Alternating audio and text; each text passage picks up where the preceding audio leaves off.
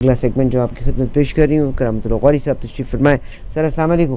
وعلیکم السلام۔ آج کی مصروفیات کیا رہیں؟ آج تو یونیورسل لیبر ڈے ہے، ایگزیکٹلی، لیکن ہم لوگ آج بھی مشقت کر رہے ہیں۔ ہم مشقت کریں۔ اچھا، میں اس کو تھوڑا سا اس اینگل سے دیکھنا چاہتی ہوں۔ آپ کی تاریخ کا مطالعہ بھی آپ کا بہت ہے، کتابوں کو بھی بہت کھنگالتے ہیں۔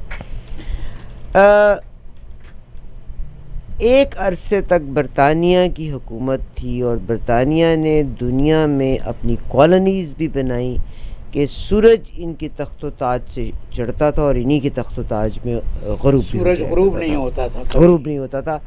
پھر جہاں پہ جن سلطنتوں اور جن قوموں نے ان کو فالو نہ کرنا شروع کیا تو انہوں نے لوز پوائنٹ دیکھا، وہاں پہ بائی کیا ان لوگوں کو، جیسے آٹمنز کو توڑنے کے لیے مسلمانوں کو ہی مسلمانوں کے اگینسٹ لا کے کھڑا کیا تھا۔ ٹھیک ہے، آٹمنز کا ایک یہ بہت بڑا کارنامہ تھا کہ اگر یہ ریلوے لائن بن جاتی، اراؤنڈ 600 کلومیٹرز کا یہ ریلوے لائن تھی جس نے سعودی عربیہ حجاز تک کو ملانا تھا، تو یہ بہت بڑی اچیومنٹ تھی، بہت بڑی اچیومنٹ تھی۔ پورا مڈل ایسٹ آپس میں انہوں نے جوڑ کے رکھ دینا تھا۔ تو وہاں پہ انہوں نے مسلمانوں کی جو آٹمنز کے انڈر کام کرتے تھے ان کی ہمدردیوں کو خرید کے، لالچ دے کے کہ تمہارے بیٹوں کو بادشاہ بنا دیا جائے، ان کو بغاوت میں اکسایا۔ اور جب سعودز نے ان کو مارنا چاہا اور وہ گئے تو انہوں نے کہا بھئی یہ تمہارا ذاتی معاملہ ہے۔ Am I right or wrong؟ بڑی بہت دلچسپ تاریخ ہے اچھا، پہلی جنگ عظیم کی،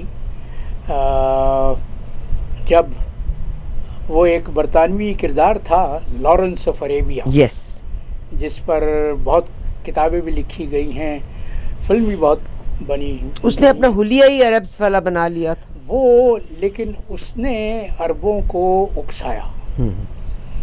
حجاز اس وقت تو عثمانوی سلطنت کا حصہ تھا، حجاز پر ایک والی رہتا تھا، والی شریف، حسین شریف مکہ کہلاتا یا، اور وہ اپنا سلسلہ نسب آل رسول سے جوڑتے تھے۔ ان کو اکسایا اور کہا کہ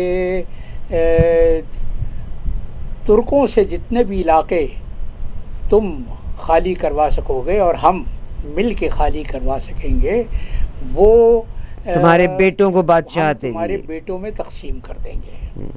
لیکن اس کے ساتھ ہی ساتھ انگریز اور فرانسیسی ایک خفیہ معاہدہ کر کے بیٹھے ہوئے تھے، وہ تاریخ میں کہلاتا ہے سائکس پیکو ایگریمنٹ۔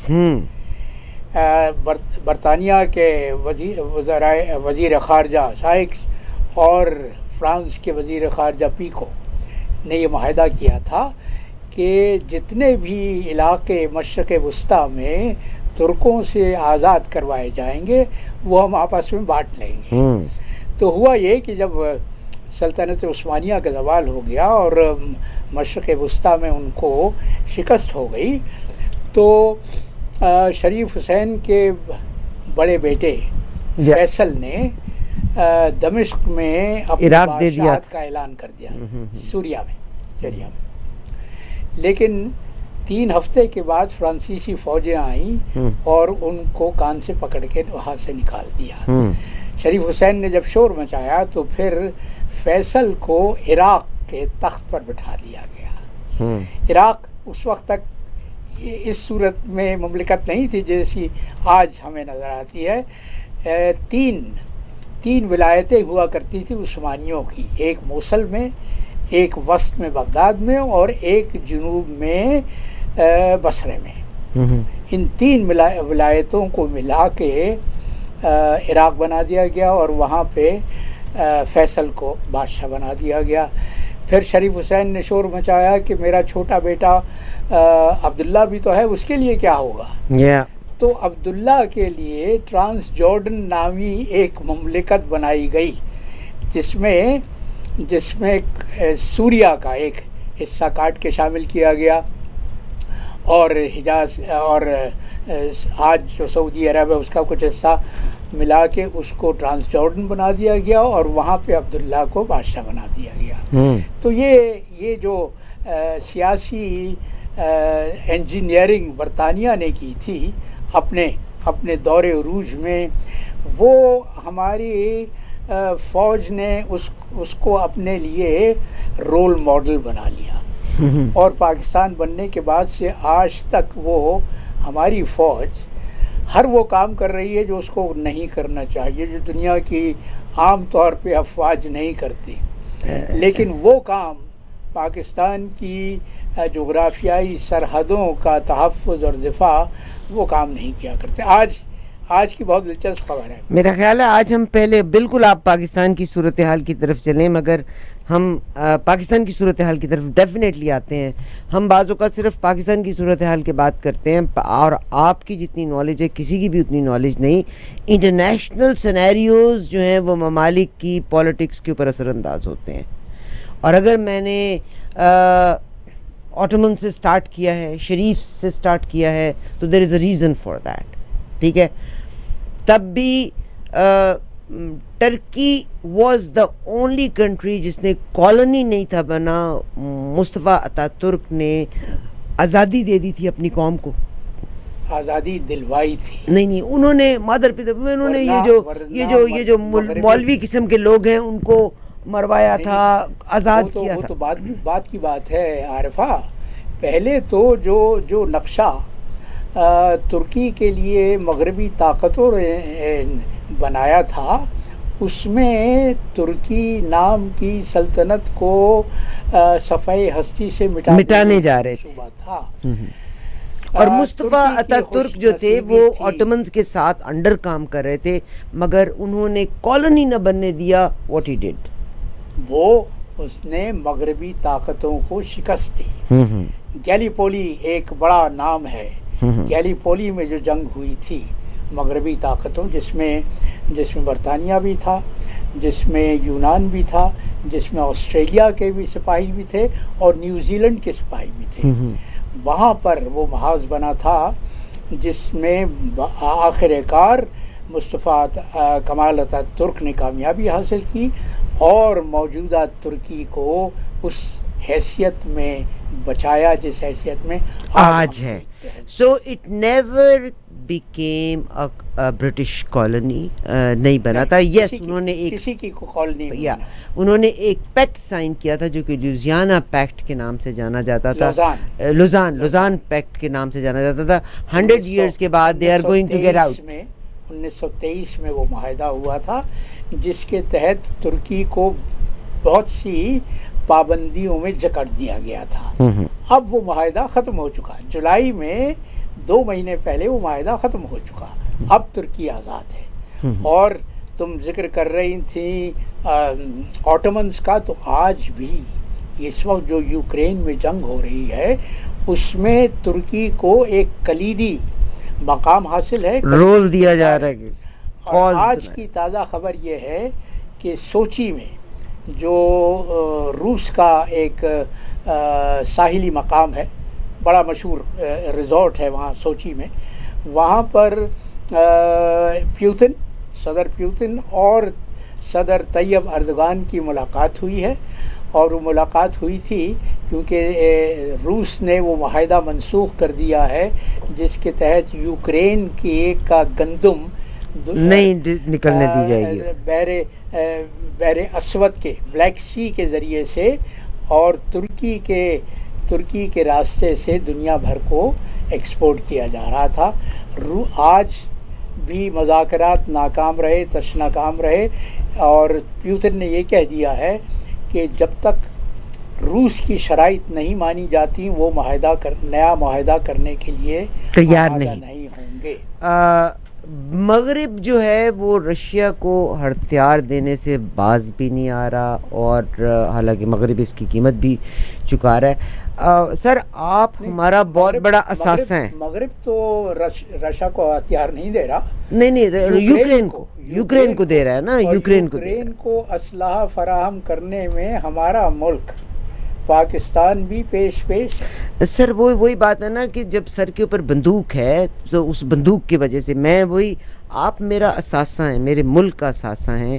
اگر آپ جیسا شخص کی موجودگی ہو اور وہ تاریخ کے وہ روشنی میں اس وقت کی کو کرے، بجائے اس کے کہ ہم ایموشنلی ایک پارٹی یا ایک شخص کو مورد الزام ٹھہرائیں تو ہم لوگوں کو غلط طرف لے کے جائیں.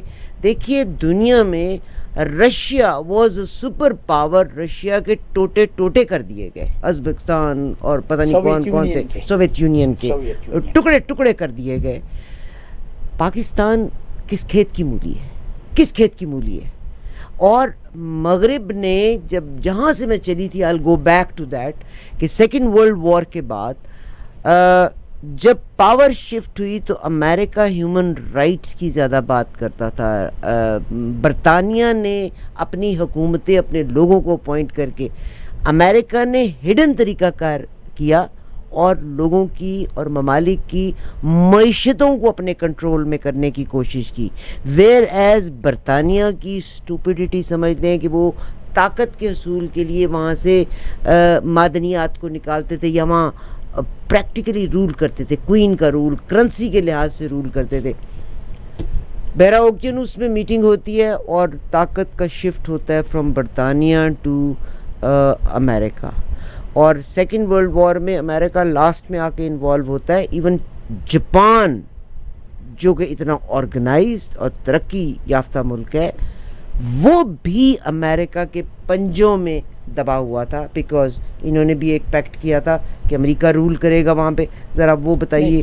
عارفہ تم بہت سی باتوں کو مکس کر گئی، آپس میں مکس کر رہی ہو. دیکھو پہلی بات تو یہ کہ برطانیہ دوسری جنگ عظیم کے نتیجے میں تباہ ہو چکا تھا، ختم ہو چکا تھا، اس کی معیشت برباد ہو گئی تھی، اور وہ جو اس کی اتنی بڑی سلطنت تھی دنیا کے کونے کونے میں، وہ اس سلطنت کو قائم رکھ نہیں سکتا تھا. برطانیہ کی مجبوری تھی ہی ایک اعتبار سے، اور پھر یہ کہ ہندوستان جو تاج برطانیہ کا کوہ نور تھا، وہاں پر تحریک آزادی ایک عرصے سے چل رہی تھی، تو برطانیہ میں اتنی سخت نہیں رہی تھی کہ وہ اپنی کالونیز کو برقرار رکھ سکے. دوسری جنگ عظیم کے بعد صرف امریکہ اس حیثیت میں تھا، اس کی معیشت بھی بحال تھی، وہ عسکری لحاظ سے بھی طاقتور تھا، دنیا کی سب سے بڑی طاقت تھی. امریکہ نے اس کے بعد وہ رول اپنا لیا جو دوسری جنگ عظیم سے پہلے برطانیہ کا تھا، یعنی امریکہ دنیا کا چودھری بن کے بیٹھ گیا، اور اس چودراہٹ کو برقرار رکھنے کے لیے اس نے مالیاتی ادارے بنائے. 2 مالیاتی ادارے جن سے ہمارا بہت سروکار رہتا ہے، IMF، ورلڈ بینک، عالمی بینک، اور IMF. اور IMF وہ ادارہ ہے جو ہمارے جیسے نادار ملکوں کو کنٹرول کرتا ہے.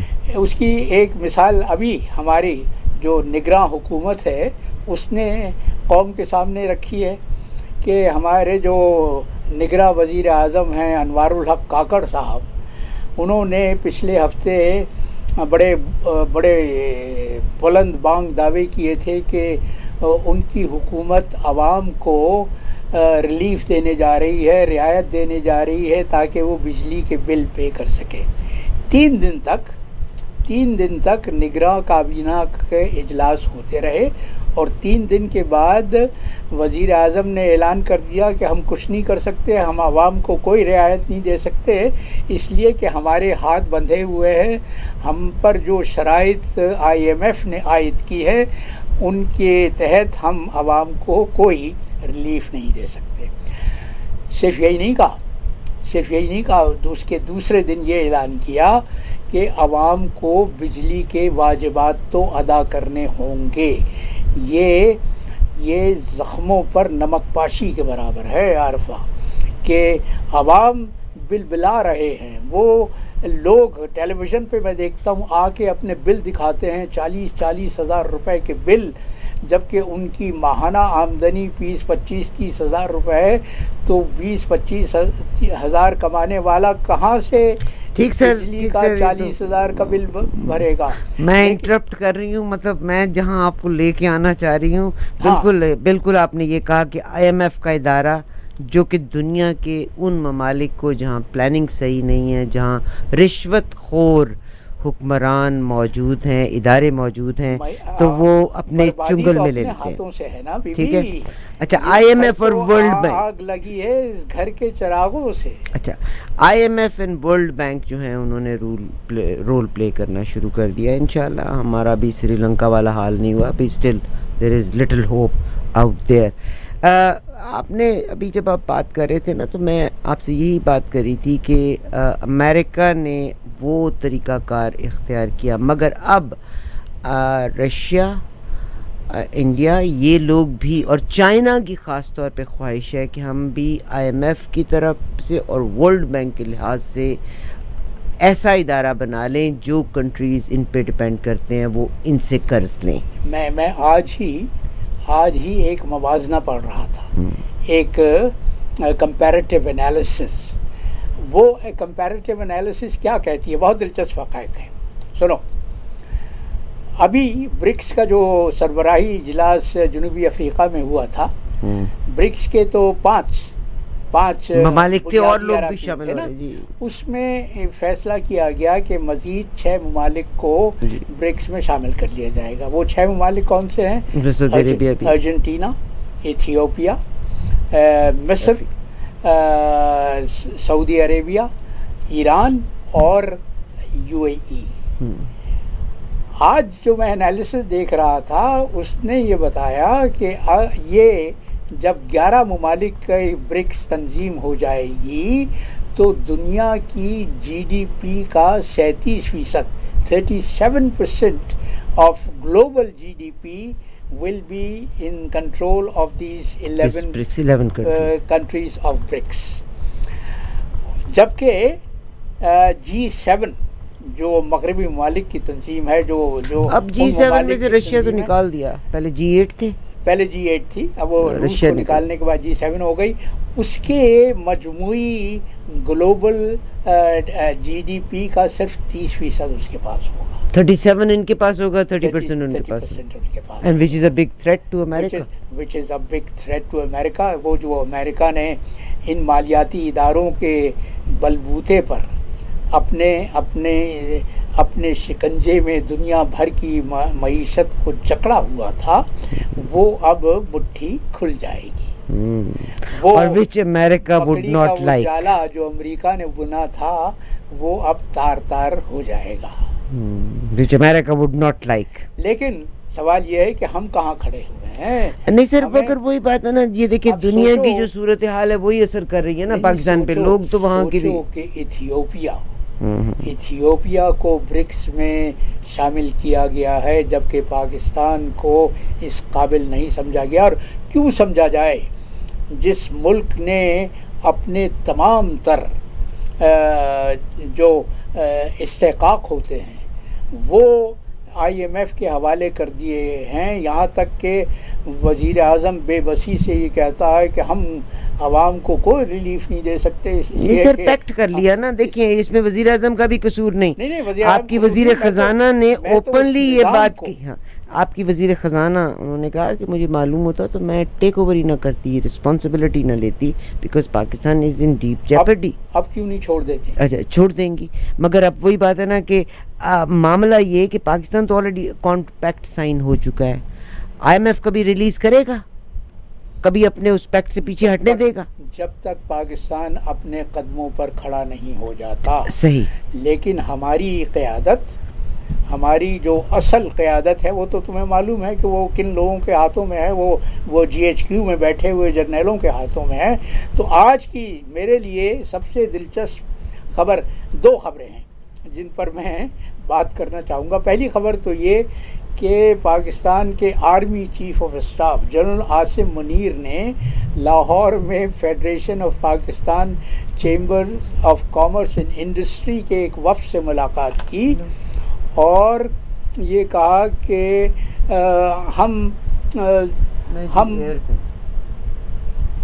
ہم آپ لوگوں کے ساتھ ہیں اور آپ پریشان نہ ہوں، اس لیے کہ سعودی عرب نے ہمیں یقین دلایا ہے کہ اگلے 5 برسوں میں وہ 25 ارب ڈالر کی سرمایہ کاری کرے گا. ٹھیک سر. یہ سعودی عرب نے شاید یہ عندیہ دیا ہو، لیکن میں تو یہ جانتا ہوں کہ سعودی عرب نے عمران کے دور حکومت میں جب محمد بن فیصل پاکستان کے دورے پہ آئے تھے اس وقت یہ اعلان کیا تھا کہ سعودی عرب گوادر میں ریفائنری بنائے گا. 10 بلین ڈالر 10 ارب ڈالر کا منصوبہ تھا وہ، لیکن اس پہ آج تک کوئی پیش رفت نہیں ہو سکی. اور پیش رفت محمد بن سلمان وہ سعودی عرب کے جو ولی عہد ہیں، جو اصل MBS، تو انہوں نے یہ کہا تھا کہ وہ 10 بلین ڈالر کی ریفائنری لگائیں گے. وہ ریفائنری نہیں لگی اور اس میں سعودی عرب کو الزام نہیں دے سکتے ہم. وہ میں جانتا ہوں اندر کی کہانی، اس لیے کہ میرا بھانجا، میرا داماد اس ادارے میں کام کرتا ہے جو ریفائنری لگانے والی تھی، لیکن تمام تر تساہل ہماری اپنی طرف سے ہے. تو یہ جو لالی پاپ دینے کی عادت ہے نا ہمارے عسکری لیڈروں کی اور ہمارے سیاسی لیڈروں کی، اس کو جب تک ترک نہیں کیا جائے گا یہ قوم کب تک نعروں پر اور وعدوں پر پالی جائے گی؟ کب تک؟ کیونکہ سر کوئی ایجوکیٹ ہی نہیں کرنا چاہتا قوم کو. دیکھیے میں آپ کو بتاتی ہوں، ایک تو ایموشنل سکھانا، ایجوکیٹ کرنا، اور قوم کو، عام آدمی کو تعلیم نہیں، تجربے کی گراؤنڈ پہ بھی آپ تعلیم دے سکتے ہیں. نہیں، تجربے کی بنیاد جب تک دیکھو، بنیادی ضرورت یہ ہے کہ تعلیم ہو. تعلیم کے بغیر تجربہ کوئی کام نہیں دیتا. تجربہ اپنی جگہ ٹھیک ہے، اہم ہے، لیکن وہ عوام جن کو نہ اپنے ملک کے حالات کا کوئی علم ہوگا، نہ بین الاقوامی تناظر پر ان کی کوئی نظر ہوگی، وہ کیسے اپنے وہ گاؤں اور قصبوں اور دیہات کے تجربے سے ایک ملک کو، ایک قوم کو تشکیل دے سکتے ہیں؟ گاؤں انٹرنیشنل ایکسپیرینس، انٹرنیشنل ایکسپوئر دینا چاہیے. ہمارا المیہ یہ ہے کہ ہم اس کنویں کے اندر ہیں اور ہم صرف کنویں کے اندر ہی دیکھنا چاہتے ہیں. ہم کمپیئر نہیں کرنا چاہتے کہ آج برکس، آپ دیکھیے انڈیا برکس کا ممبر ہے، انڈیا امریکہ کے ساتھ بھی برابر کے تعلقات ہیں، فل بینیفٹ لے رہا ہے اور برکس کا مین ممبر ہے. روس سے بھی تجارت، ٹھیک ہے، مین ممبر ہے. آپ مجھے یہ بتائیے گا کہ ہم اتنے کیوں جذباتی ہیں کہ جہاں پہ ہوا یا تو ہم قادیانیت کو بیچ میں لے آتے ہیں، حالانکہ اس کمیونٹی میں رہتے ہوئے ہم نے ایک دوسرے کی سروسز بھی لینی ہے، ہم نے وکیل بھی مختلف ہائر کرنے ہیں، اور قاتل ہوتا ہے یا کرمنل ہوتا ہے وہ وکیل کی سروس دیتا ہے، وکیل اس کو چھڑا کے لے جاتا ہے، اس کو پتہ ہوتا ہے کئی جگہوں پہ لوپ ہول ہے. مگر لوگوں کو انٹرنیشنل ایکسپوئر دینا، وہ لوگ جو اپنے کنویں سے نکل کے باہر دیکھنا ہی نہیں چاہتے. تم نے ان لوگوں کو اپنی تاریخ سے حرف غلط کی طرح سے مٹا دیا جنہوں نے تم کو بین الاقوامی سطح پر ایکسپوجر دیا تھا، جنہوں نے تم کو بین الاقوامی سطح پر عزت دلوائی تھی. پروفیسر عبدالسلام کے علاوہ کون سا پاکستانی ہے جس نے آپ لوگوں نے کیوں نہیں سٹینڈ لیا تھا؟ نوبل پرائز جیتا. آپ اس وقت پوزیشن میں تھے، کیوں نہ سٹینڈ لیا کہ پروفیسر عبدالسلام یعنی مذہبی بنیادوں کے اوپر؟ میں نے تو اپنی سطح پر ہمیشہ ان کی عزت کی، ان کی تعظیم کی. ان کے لیے میں پہلی بار sorry it's a very rude question, I don't want to be rude, but آپ کے پاس میں تمہارا میں پاکستانی عوام کے جاہل عوام کے ذہنوں سے اس تعصب کو نہیں نکال سکتا تھا کہ پروفیسر عبدالسلام صرف اس لیے مورد الزام ہیں، صرف اس لیے مذمت کے قابل ہیں کہ وہ قادیانی تھے. سر ان کا religion is summons there is اے جزا، سزا کا دینا، اللہ تعالیٰ نے خود دیکھنا ہے کہ کیا ہوا ہے، تو کیوں اس بات کا سٹینڈ نہ لیا؟ آج ہندوستان کے دنیا بھر میں چرچا ہے کہ اس نے چاند پر اپنے خلائی راکٹ بھیج دیا. آپ دیکھیں جی، آر ایس ایس اتنی اسٹرانگ ہے، ابو الکلام انہوں نے مسلمانوں کو اپنا صدر تک رکھا، یعنی اپنی فیس سیونگ کے لیے جو سامنے کیا. جو چندریان کا پروگرام ہے اس میں بھی سب سے کلیدی کردار ایک ہندوستانی مسلمان کا ہے جی. لیکن اس کا تم اپنے سے موازنہ کرو کہ تم نے تو پہلا خلائی راکٹ 1964 میں بھیج دیا تھا، جب ہندوستان کے اس خلائی پروگرام کا کہیں وجود نہیں تھا، اور وہ صرف اس لیے بھیجا تھا کہ اس وقت پروفیسر سلام پاکستان کے سپارکو کے سربراہ تھے. ابھی تو کوئی سفارشی سپارکو کے پریزیڈنٹ. اب اگر تم دیکھ لو سپارکو میں تو اوپر سے نیچے تک میجر جنرل بھرے ہوئے ہیں. بھائی یہاں تو ہر ادارے کا سربراہ ایک ریٹائرڈ میجر جنرل یا لیفٹیننٹ جنرل ہے. اس ملک کو کس حال میں پہنچا دیا ہے تم نے کہ جہاں پورا ملک، میں بتا رہا ہوں نا کہ آج تم نے دنیا کے کسی ملک کے چیف آف آرمی اسٹاف کے متعلق یہ سنا ہے، کینیڈا کے یا امریکہ کے چیف آف آرمی اسٹاف کے متعلق، کہ وہ جا کے چیمبر آف کامرس سے بات کر رہا ہے؟ صحیح. اور دوسرا بڑا جو میں بات کرنا چاہ رہا تھا وہ یہ کہ اب شوگر کا ایک نیا بحران پیدا ہو گیا ہے. ملک میں چینی کی شدید قلت ہے اور چینی اب باہر سے منگوائی جا رہی ہے، جبکہ تحریک انصاف کے دور میں عمران کی حکومت جب ختم کی گئی ہے تو اس وقت ملک میں چینی کے اسٹاکس 10 لاکھ بوریوں سے زیادہ تھے. لیکن پی ڈی ایم کی حکومت جیسے ہی آئی، اور آپ کو معلوم ہے ماجد صاحب کہ ہمارے ملک میں زیادہ تر شوگر ملز ان سیاستدانوں کے ہیں جو پی ڈی ایم کی حکومت میں شامل تھے.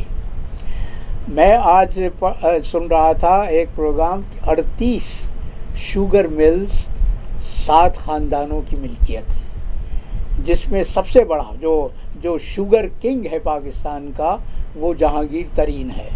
مگر عمران خان کے تو بڑے قریب تھے، سارے بندوں کو توڑ کے لائی وہ. عمران کی سب سے بڑی غلطی یہ تھی. آج آپ نے ایک اور تصویر دیکھی جس میں آپ کے وہ کیا ہے، وہ جو ایک نشریات کے وزیر تھے، وہ کاکڑ صاحب کے ساتھ اپنے بیوی اور دونوں بچوں کے ساتھ کھڑے میں، کیا نام تھا شازیہ اس کا، موٹے سے جو وکیل ہیں؟ ہاں نہیں میں نام بھول رہا ہوں ان کا، فواد چودھری. آج دلچسپ تھی، میں وہ ایک پروگرام دیکھ رہا تھا جس میں اے آر وائی پر وہ خاتون اینکر وہ قمر نوید کا انٹرویو کر رہی تھی. قمر نوید صاحب وزیر تجارت تھے شہباز شریف کی حکومت میں، اور انہی کی رضامندی سے یہ فیصلہ کیا گیا تھا کہ شوگر پاکستان سے ایکسپورٹ کر دی جائے. پاکستان سے ایکسپورٹ کرنے میں کیا رمز تھا؟ رمز یہ تھا کہ ایک تو انڈر انوائسنگ کی جاتی ہے بھائی صاحب، انڈر انوائسنگ کی جاتی ہے، قیمت جو اصل ایکسپورٹ ویلیو ہے وہ کچھ اور ہوتی ہے، وہ جو فرق ہوتا ہے وہ تو باہر اپنے کھاتوں میں جمع ہو جاتا ہے. اس کے بعد پاکستان میں ایکسپورٹ کرنے پر سبسڈی بھی دی جاتی ہے. اور اب آج میں ایک رپورٹ پڑھ رہا تھا کہ شکر کی قیمت اگر 1 روپے بڑھتی ہے، 1 روپے فی کلو بڑھتی ہے، تو شوگر ملز کو 6 ارب روپے کا فائدہ ہوتا ہے. یہ جو شوگر بیرنز ہیں یہ پاکستان کو کھا گئے ہیں. لیکن بدنصیبی یہ ہے کہ سندھ کی حکومت تو پوری طرح سے زرداری کے قبضے میں ہے پچھلے 15 برس سے، اور سندھ میں سب سے جتنے بھی شوگر ملز ہیں وہ یا تو زرداری کی ملکیت ہیں یا پیپلز پارٹی کے دیگر اکابرین کی ملکیت میں ہیں. تو آپ اس کو کیا کیجیے گا کہ اس ملک کی نام نہاد اشرافیہ اس ملک کے 24 کروڑ عوام کو مسلسل بیوقوف بنا رہی ہے, مسلسل ان کے مفادات کو آگ لگا رہی ہے, اپنے مفادات کو فروغ دے رہی ہے. اللہ تعالیٰ پاکستان کا حامی و ناظر ہے. جناب کرامت اللہ قوری صاحب, اس میں افراد اور اشخاص پہ بہت ڈپینڈ کرتا ہے. وی ڈونٹ وانٹ کہ ہم جھگڑے اتنے بڑھا لیں کہ ہم ایک دوسرے سے بات نہ کر سکیں. دوسری سائڈ پہ بھی دیکھیے عارفہ, ہر وہ نظام کمزور ہوتا ہے جس میں دار و مدار شخصیات پر ہو. نظام کا ڈھانچہ جب تک مضبوط نہیں ہوگا کوئی نظام پائیدار نہیں ہو سکتا, کوئی نظام پائیدار نہیں ہو سکتا. پاکستان نظام مضبوط ہونا چاہیے. پاکستان میں آج تک جمہوریت کی جڑوں کو مضبوط ہونے ہی نہیں دیا گیا, اس لیے کہ وہ جو اپنے آپ کو پاکستان کا حقیقی مالک سمجھتے ہیں وہ یہ نہیں چاہتے کہ جمہوریت مستحکم ہو.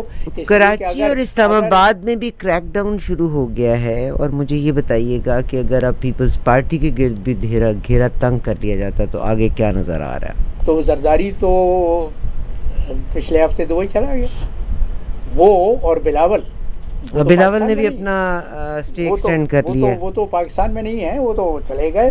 اور اب وہی ہوتا نا کہ اب ان لوگوں کو پر آنچ آ رہی ہے جن کو پہلے استعمال کیا گیا تھا. تو سندھ میں پکڑ دکڑ ہو رہی ہے اور نئی سیاسی انجینئرنگ کی جا رہی ہے. اب وہ نقشہ کس طرح سے مرتب کیا جاتا ہے وہ آگے کے حالات اور واقعات بتائیں گے. کل ایک ملاقات ہوئی ہے, صدر عارف علوی نے نگراں حکومت کے وزیر قانون سے ملاقات, اس لیے کہ اس وقت جو جھگڑا ہے وہ اس پر ہے کہ انتخابات کی تاریخ دینے کا اختیار صدر مملکت کا ہے یا الیکشن کمیشن کا ہے.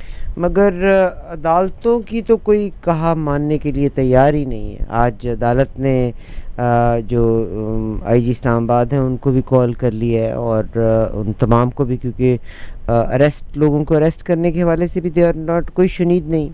عدالتیں اپنے آپ جب اپنا شیرازہ ان کا اپنا شیرازہ منتشر ہوگا تو کون ان کا احترام کرے گا, کون ان کی بات سنے گا. اور پھر یہ ہے کہ عدالتیں جب تک پاکستان میں اپنے فیصلے محفوظ رکھتی رہیں گی تو یہی رہے گا. عادل وہ ہوتا ہے جس میں اپنے فیصلے کو نافذ کرنے کا حوصلہ ہو. پاکستان کی عدالتیں پاکستان کے عوام کے حقوق کی نگہداشت میں ہمیشہ ناکام رہی ہیں. انہوں نے صرف مخصوص مفادات کے حامل گروہوں کی سرپرستی کی ہے. یہ تاریخ آج کی نہیں ہے, یہ تو پرانی تاریخ ہے جب نظریہ ضرورت ایجاد کیا گیا تھا, اور آج سے 65-70 برس پہلے ایجاد کیا گیا تھا. اور مسلمان کی تاریخ یہ ہے کہ جو آپ پیچھے چلے جائیں اقتدار کی ہوس میں مسلمان بکتے رہے. شریف مکہ سے یہ معاملہ شروع ہوتا ہے اور آج تک وہ معاملہ جاری ہے. It is not only Pakistan, it's around the world. We the Muslims, that's what our history. تاریخ تو بہت پیچھے جاتی ہے عارفہ, تاریخ تو بہت پیچھے جاتی ہے. ایگری مگر میں 100 سال تک ہی لے کے جانا چاہ رہی ہوں. کوفے تک جاتی ہے. میں تو 100 سال تک ہی لے کے جانا چاہتی ہوں. 2023 میں کھڑے ہوئے ہیں, میں تو 100 سیکنڈ ورلڈ وار کے آس پاس کا ہماری تاریخ کا میں کہتا ہوں, لوگوں سے کہتا ہوں کہ اگر اپنی تاریخ کو سمجھنا ہے تو 1757 کی جنگ پلاسی سے شروعات. وہاں میر جعفر جیسے کردار سامنے کھل کے دکھائی دیتے ہیں. آپ اس سے بھی پیچھے چلے جائیں, آپ کربلا بھی جیسے آپ نے کہا وہاں چلے جائیں. وہ تو ہماری مسلمان کا ہی میں بات کر رہی ہوں, مسلم تاریخ ہے. میں اپنی جنوبی ایشیائی تاریخ کی جب بات کرتا ہوں نا تو میں لوگوں سے کہتا ہوں کہ تم اپنا مطالعہ وہاں سے شروع کرو، جنگ پلاسی سے 1757 جب سراج الدولہ اور ایسٹ انڈیا کمپنی کے درمیان محاذ کھلا تھا، اور اس وقت سراج الدولہ کی پیٹھ میں چھرا گھونپنے والا میر جعفر تھا۔ مگر میر جعفر کی بھی اگر تاریخ پوچھ لیں تو میر جعفر کی تاریخ بھی کوئی اتنی شاندار تو نہیں ہے، اس کو بھی اقتدار زیادہ عرصہ تو نہ رہا، سال سوا سال ہی رہا نا ان کے پاس اور ان کے بیٹے کے پاس۔ لیکن ان کی نسل نے پاکستان میں جو گل کھلایا، تمہیں معلوم نہیں ہے کہ اسکندر مرزا میر جعفر کی نسل میں سے تھے؟ بس یہ پاکستان کی بدقسمتی یہ تھی کہ سکندر مرزا آتے ہیں یا اس کے بعد جو آیا، آج لوگ علی قلی خان کو بڑا ہائی لائٹ کرتے ہیں۔ علی قلی خان کون ہے؟ ایوب خان سے جا کے تانے بانے ملتے ہیں۔ تو مطلب بس ہماری پھر تاریخ یہ ہے، اس لیے روئے مت، اللہ تعالیٰ پاکستان کا حامی و ناصر رہے گا۔ غریب وہ جو اقبال نے کہا اب تھا آج نا کہ اشعار غریب و سادہ و رنگی ہے داستان حرم، نہایت اس کی حسین ابتدا ہے اسماعیل۔ تو میں دوسرا مصرع نہیں پڑھتا پاکستان کے ضمن میں صرف پہلے مصرع تک رک جاتا ہوں کہ غریب و سادہ و رنگی ہے داستان حرم۔ تو پاکستان کی داستان حرم بھی بہت ہی سادہ ہے، اور اس پر خون کے چھینٹے بے شمار ہیں۔ بہت شکریہ سر۔ آج کا قطع آج کا قطع سن لو۔ آج تو ایک قطع تو وہ عالمی مزدوروں کے دن پر ہے۔ جی سر۔ جمال صاحب، آج صبح ہی میں اٹھا اور یہ 4 مصرے نازل ہو گئے۔ مزدور کو لازم ہے کہ مزدوری دو، مزدور کو لازم ہے کہ مزدوری دو، اسلام کا فرمان ہے کہ پوری دو، اس سے پہلے کہ وہ محنت کا پسینہ سوکھے، اس سے پہلے کہ وہ محنت کا پسینہ سوکھے، محنت کا ثمر اس کا صلہ فوری دو۔ سر کس اسلام کی بات کرتے ہیں؟ اگر آپ اپنے وڈیروں کو دیکھ لیں نا تو وہ غریب آدمی کو مزدوری ہی سب سے پہلے نہیں دیتے۔ میں وڈیروں کی بات نہیں کرتا، میں تو اسلام کی بات، میں تو اس پیغام کی بات کرتا ہوں جو رسول عربی نے ہم کو دیا۔ صحیح۔ اور دوسرا قطع بھی سن لو۔ یہ جو ہم الزام دیتے رہتے ہیں نا اپنے سینے پر مونگ دلنے والوں کو، تو میں یہ سوال کرتا ہوں کہ آخر کب تک؟ بجلی کے بل کا میرے خیال سے میرا گمان یہ تھا جمال صاحب کہ یہ قوم میں ایسا کرنٹ لگا دے گے کہ قوم اٹھ کھڑی ہوگی، لیکن قوم اب بھی نہیں نکل رہی۔ تو وہاں پر میں یہ سوچنے پر، مجھ جیسا انسان سوچنے پہ مجبور ہو جاتا ہے کہ ہم الزام قاتل کو دیں یا اس مقتول کو دیں جو قتل ہونے پہ آمادہ ہے۔ تو سنیے، بہت چھوٹا سا قطع ہے کہ قاتل کو فقط الزام نہ دو، قاتل کو فقط الزام نہ دو، مقتول بھی قتل میں شامل ہے۔